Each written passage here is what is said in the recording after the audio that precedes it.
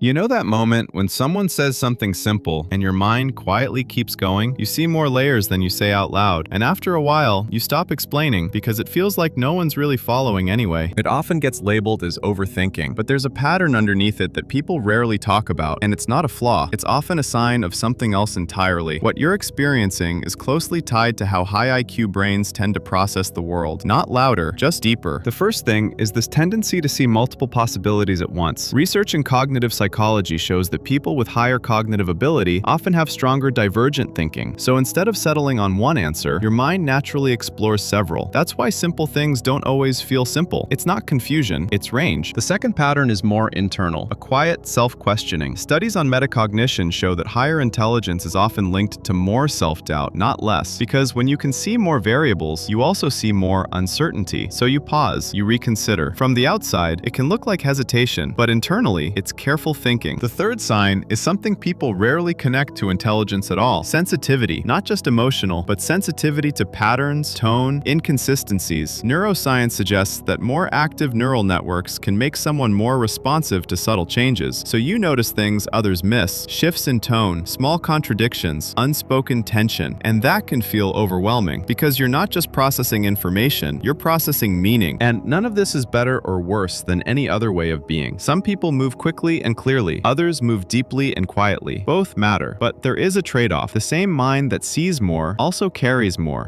questions, more awareness, and that can feel heavy sometimes. But it also means this: you're not overthinking, you're processing in a way that most people don't. And if this felt familiar, there's probably more about your mind that you haven't fully noticed yet.